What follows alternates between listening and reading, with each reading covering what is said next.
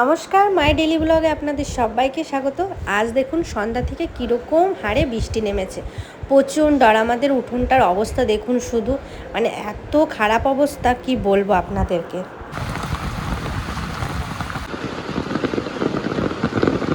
বৃষ্টি থামার নামই নেই। প্রচণ্ড। আমাদের এখানে মাটি দেওয়া হয়েছে, মাটিগুলো সব ঘুরিয়ে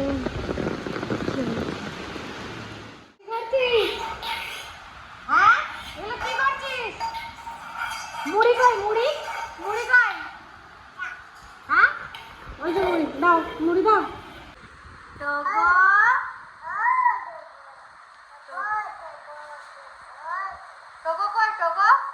একদিকে বৃষ্টি পড়ছে আর সন্ধ্যায় আমাদের আজকে সন্ধ্যায় আছে এই যে চা, তার সাথে বড় পিসি বাড়ির থেকে পাঠানো আচার দিয়ে মুড়ি মাখিয়েছে মা।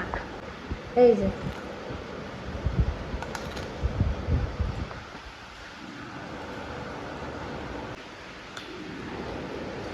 শোন শোন, খাবি খাবি?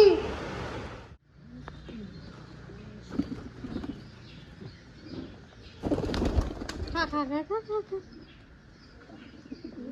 খেয়ে নে সব, পেট ভরে খেয়ে নে।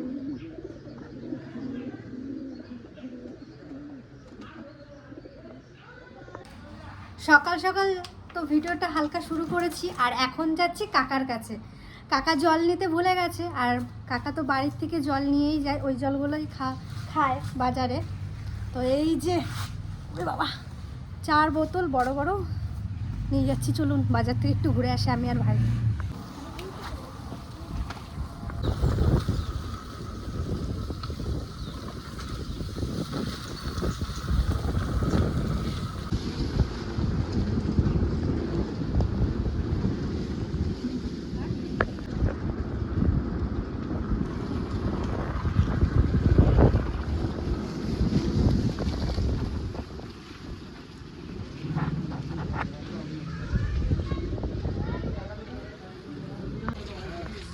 টাটা, চলো।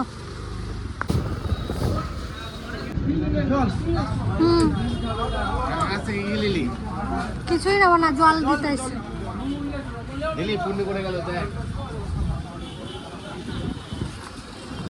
কাকাকে জল দিয়ে আমরা একটু মাছ বাজারে এসেছিলাম, নতুন কোনো মাছ উঠেছে নাকি দেখতে, কিন্তু তেমন কোনো মাছ চোখেই পড়লো না। তারপর ভাই বলল চল বাড়ির জন্য একটু পরোটা আর ঘুগনি নিয়ে যাই। তারপর পরোটার দোকানে ভাই পরোটা আনতে গেছিলো, আর আমি এদিকে মাছ দেখছিলাম নতুন কোনো। তারপরে তো আর মাছ পেলাম না, পরোটা নিয়ে বাড়ি চলে গেলাম। আর আমরা পরোটাটা বেশি খাই না, মাঝে মাঝে একটু আনা হয়, একটু খাওয়া দাওয়া হয়, বেশ ভালোই লাগে।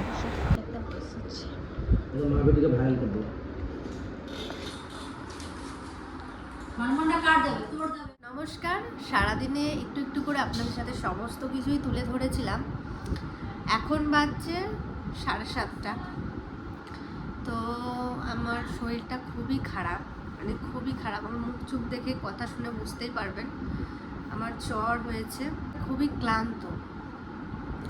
আজকে সারা দিন মানে আমি শুয়েই ছিলাম, আমি উঠতে পারিনি, মানে ওঠার শক্তিটাও আমার নেই, এত পরিমাণে ক্লান্ত আমি।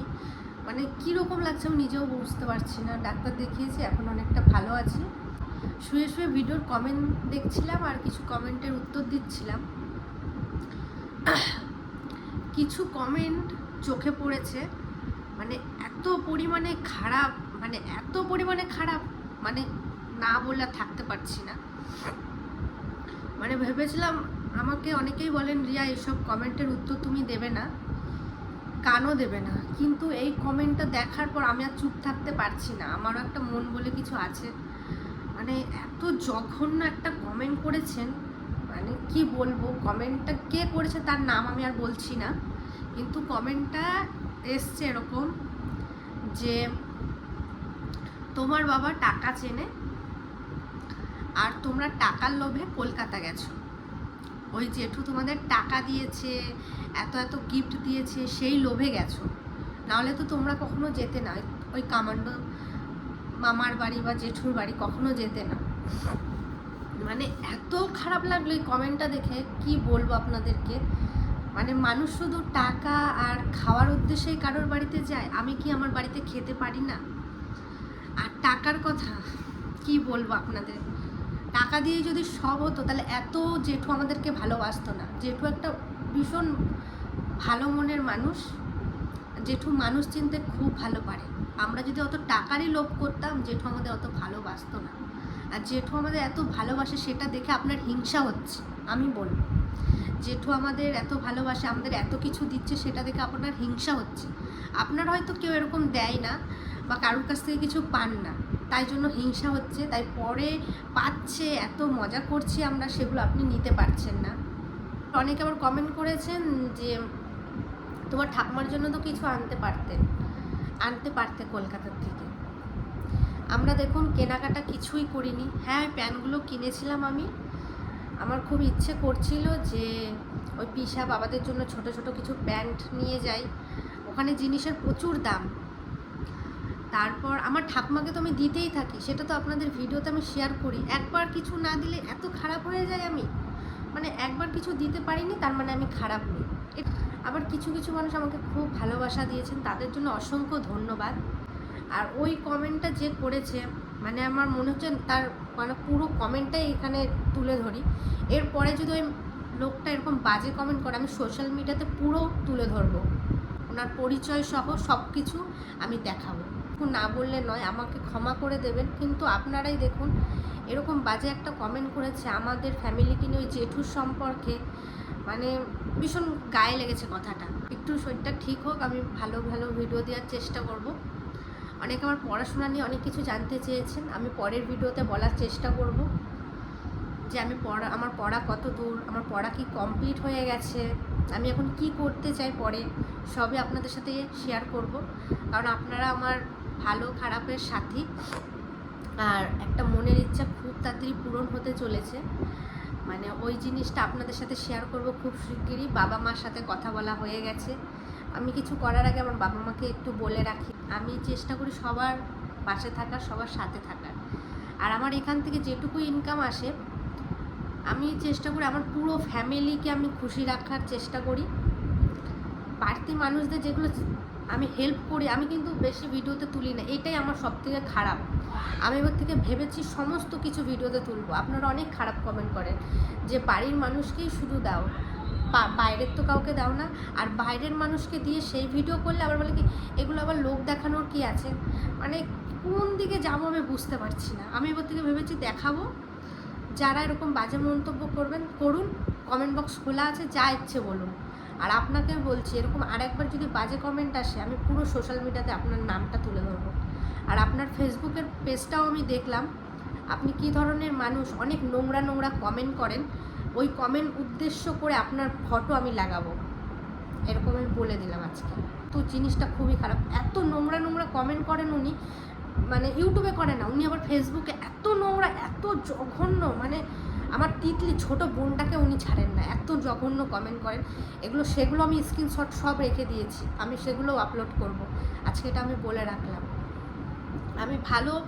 আমি চুপচাপ সব কিছু সহ্য করে নিই। আমার অনেক কিছু বলার চেষ্টা করি, অনেক কিছু আমি মেনে নিই, আমার ইচ্ছে করে অনেক কিছুই, কিন্তু আমি সেটা সোশ্যাল মিডিয়াতে সবসময় তুলে ধরতে চাই না। আমার মনে কী চলে আমি সেটাও বলতে চাই না। আমি সবার সাথে ভালো আছি, আমাকে ভালো থাকতে দিন। এরকম খারাপ কমেন্ট করবেন না, শুধু ওই মানুষটাকেই বলছি, আর কাউকে আমি বলছি না। কিন্তু আমার প্রচণ্ড খারাপ লেগেছে, টাকা পয়সা নিয়ে এত খারাপ কমেন্ট করেছে। ফেসবুকের কমেন্টগুলো আমি মুখে বলতে পারছি না, সোশ্যাল মিডিয়াতে সেগুলো বলতে পারছি না, এত পরিমাণে খারাপ। ভাবুন, আমার তিতলি বোনকে ছাড়ছে না, আমার মা কাকি, মানে কিছু বলতে পারবো না। আপনারা অনেকে বলবেন যে এরকম বলো না, কিন্তু কি বলুন তো, এত নোংরা কমেন্ট।